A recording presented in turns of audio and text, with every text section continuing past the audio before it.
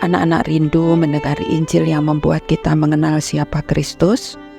Mengenal harapan dalam kehidupan sejati yang sebelumnya sudah dikacaukan oleh dosa? Seperti bacaan Alkitab hari ini yang menunjukkan bagaimana roh baik yang turun ke atas Yesus waktu dibaptis ternyata memimpin dia ke padang gurun, tempat yang sangat tidak nyaman. Maunya Kayla, Yesus juga dibawa ke tempat yang indah dan nyaman. Padahal di padang belantara banyak binatang liar dan juga sulit cari makanan. Yesus memberi teladan buat kita yang lebih suka menghindari penderitaan. Yesus mau menikmati persekutuan yang bebas dan intim dengan Bapanya. Di tempat itu, dia juga bisa merasakan perlindungan khusus yang akan disediakan secara pasti oleh Bapanya. Wow, bukan main. Ini pasti bukan hal yang enak. Tapi Yesus taat. Mari kita minta diberkati dengan firman-Nya. Shalom anak-anak semuanya, senang sekali hari ini kita boleh berjumpa kembali untuk belajar kebenaran firman Tuhan. Mari kita sama-sama tundukkan kepala dan kita berdoa. Bapa dalam sorga, kami bersyukur dan berterima kasih hari ini kami boleh diberikan kesempatan untuk kembali belajar firman Tuhan. Menjadi permohonan kami, Tuhan tolong, Tuhan kuasai kami, supaya apa yang kami saat ini dapatkan, yaitu kebenaran firman Tuhan, firman-Mu boleh tertanam dalam hati kami, supaya firman yang ada dalam diri kami itu menuntun hidup kami untuk memiliki kemampuan ketika kami harus menghadapi pencobaan demi pencobaan, dan jalan keluar yang dari Tuhan itu menjadi bagian dalam hidup kami, dan kemenangan untuk selama-lamanya juga kami alami.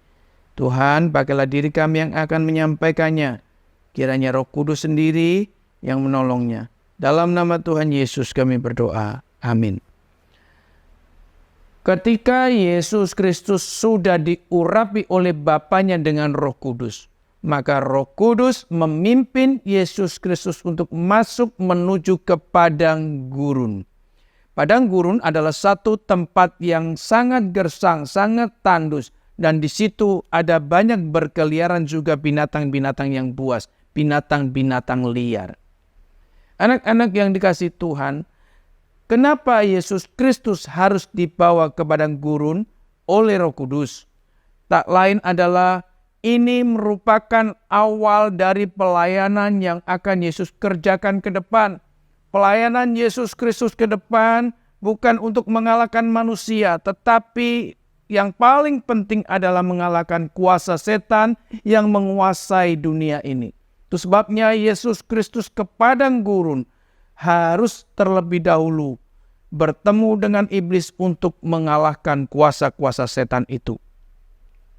Yesus Kristus berada di padang gurun tidak waktu yang sebentar, tetapi dia berada 40 hari dengan seorang diri, dengan tidak ditemani oleh siapapun. Bahkan Allah memberikan kesempatan, Bapa di surga memberikan kesempatan kepada iblis untuk mencobai Yesus Kristus selama 40 hari itu. Anak-anak yang dikasihi Tuhan, iblis melihat satu kesempatan yang sangat-sangat jeli, yaitu bahwa Yesus Kristus sedang mengalami haus persekutuan dengan Allah. Mempunyai kehausan yang sangat untuk boleh bersekutu dengan Bapanya. Iblis berharap dengan seluruh pencobaan demi pencobaan yang diberikan kepada Yesus Kristus akan menjatuhkan Yesus Kristus ke dalam dosa. Tetapi kita bersyukur bahwa karena Yesus Kristus lebih setia kepada pengurapan yang dipercayakan, yang diberikan kepada dirinya oleh Bapanya. Dan juga Yesus Kristus mempunyai hati yang selalu tertuju untuk mengerjakan tugas Bapanya. Maka Yesus Kristus mampu melawan, mengalahkan, dan menghancurkan daripada kuasa setan. Oleh sebab itu, dalam hal ini kita boleh katakan bahwa Yesus Kristus adalah Raja yang sejati. Raja yang hanya mau menjalankan tugas dari yang mengutusnya, yaitu Bapa di surga. Anak-anak yang dikasihi Tuhan, kita melihat dari cerita ini bahwa Yesus Kristus sebagai anak, dia taat kepada Bapanya yang di surga. Dan waktu seperti itu, kita juga boleh menyaksikan bahwa Yesus Kristus sebagai Raja terbukti di padang gurun.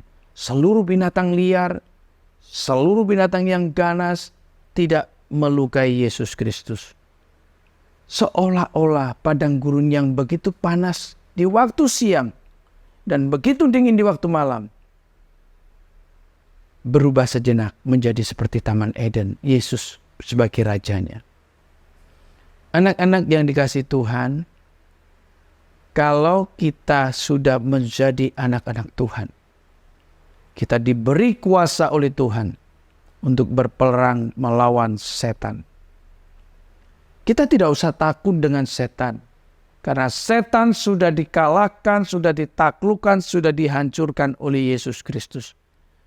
Kalaupun kita berperang, bukan kita sebenarnya yang berperang, karena Yesus Kristus terlebih dahulu yang sudah berperang menggantikan kita. Dan kita hari ini diberikan kuasa itu untuk mengalahkan, menaklukkan iblis. Terutama kuasa untuk kita menang ketika menghadapi pencobaan yang diserangkan oleh iblis kepada kita. Dan bersyukur bahwa Tuhan Yesus itu sudah menang atas pencobaan di padang gurun, dan kita menjadi anak-anak juga yang berkemenangan di dalam Yesus Kristus. Anak-anak yang dikasihi Tuhan, mari kita sama-sama berjuang bersama dengan Yesus Kristus untuk mengalahkan kuasa-kuasa setan. Amin.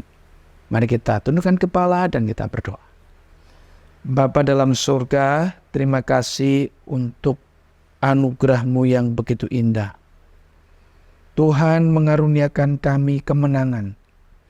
Tuhan mengaruniakan kami kuasa, supaya kami tidak lagi takut dengan setan. Supaya kami tidak lagi tunduk kepada setan. Tapi sepenuhnya kami tunduk kepada Yesus Kristus yang telah memberikan kemenangan kepada kami. Dalam nama Tuhan Yesus kami berdoa. Amin.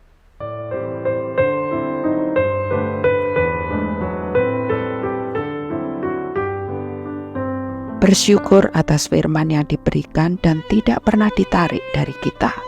Benar juga nih. Pencobaan di padang gurun mengajar kepada kita bahwa bukanlah berdosa kalau dicobai, bahkan bisa membimbing manusia ke arah mana kita harus pergi saat dicobai. Pastinya kepada Dia yang juga sudah pernah menderita dalam pencobaan. Dan jangan lupa, masih ada poin yang lebih penting, yaitu menjadi contoh karena Ia sudah pernah merasakan dicobai. Jaminan buat kita bisa menang loh. Jangan menyalahkan iblis, namun perlengkapi diri dengan firman, karena pencobaan itu seringkali datang mendadak. Yuk kita makin bertekun dalam firman-Nya yang tertulis di Markus 1 ayat 14-20. Sampai jumpa.